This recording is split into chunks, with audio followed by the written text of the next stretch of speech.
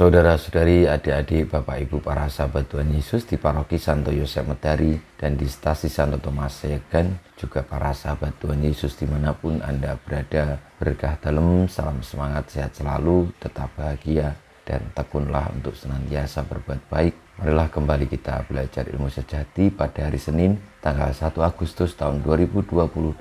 Bersama dengan gereja kita memperingati peringatan wajib Santo Alfonsus Maria de Liguori, Uskup dan Pujangga Gereja. Kita mengawali belajar ilmu sejati kita dengan berdoa. Dalam nama Bapa, Putra dan Roh Kudus. Amin. Allah Bapa, penyelamat umat manusia, Engkau selalu membangkitkan tokoh-tokoh agung untuk menyegarkan semangat gerejamu. Semoga kami mengikuti jejak Santo Alfonsus Maria dan giat mengusahakan keselamatan sesama, supaya kami pantas memperoleh ganjaran di surga dengan pengantaran Tuhan kami Yesus Kristus Putramu, yang hidup dan berkuasa bersama Dikau dalam persatuan Roh Kudus Allah sepanjang segala masa. Amin.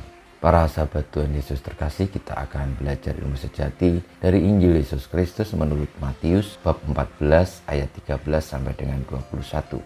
Sekali peristiwa setelah mendengar berita pembunuhan Yohanes Pembaptis, menyingkirlah Yesus dengan naik perahu. Ia bermaksud mengasingkan diri ke tempat yang sunyi.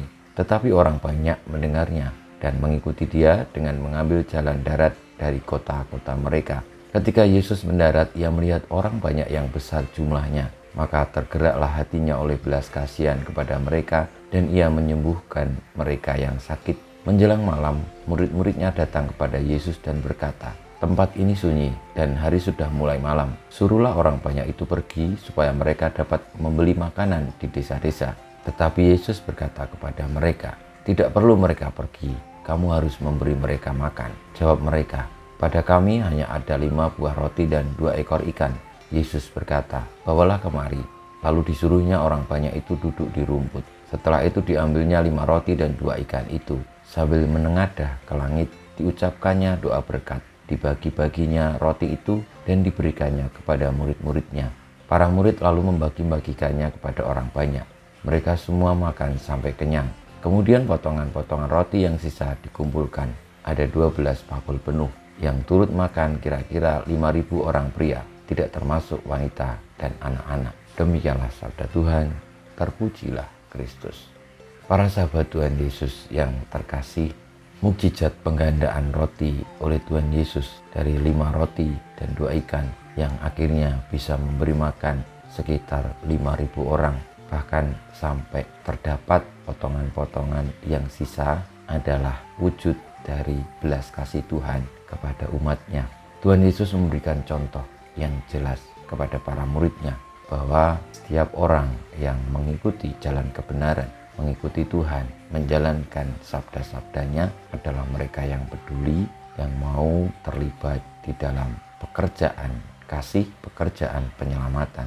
Sehingga ketika para muridnya menyarankan supaya orang-orang yang mengikuti Tuhan Yesus itu pergi dan mencari makanan sendiri, Tuhan Yesus melarang orang-orang ini pergi, tetapi justru meminta kepada para murid untuk turut bertanggung jawab bagaimana memberi makan 5.000 orang yang mengikuti mereka itu. Karena tanggung jawab adalah bagian dari keterlibatan mewartakan karya kasih Tuhan. Semoga di dalam hidup ini kita boleh untuk senantiasa berani bertanggung jawab terhadap kebaikan.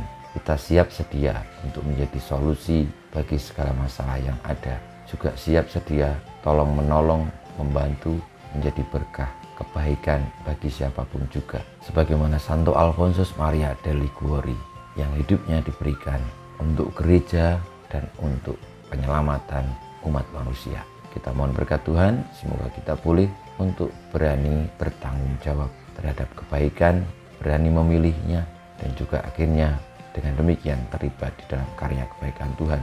Bukannya melarikan diri, melepaskan tanggung jawab, tetapi mau berjerih lelah, berkorban untuk kebaikan sesama, peduli, dan siap sedia. Kita mohon berkat Tuhan, kemuliaan pada Bapa dan Putra dan Roh Kudus seperti pada permulaan sekarang selalu dan panjang segala abad. Amin. Ya Yesus, jadikanlah hati kami seperti hati-Mu, Tuhan, bersama-Mu dan bersama Roh-Mu kita semua hidup kita, perjuangan kita untuk berani bertanggung jawab terlibat di dalam karya kebaikan dan penyelamatan Tuhan bagi umatnya senantiasa dibimbing, dilindungi, diberkati oleh Allah yang Maha Kuasa, Bapa, Putra, dan Roh Kudus. Amin.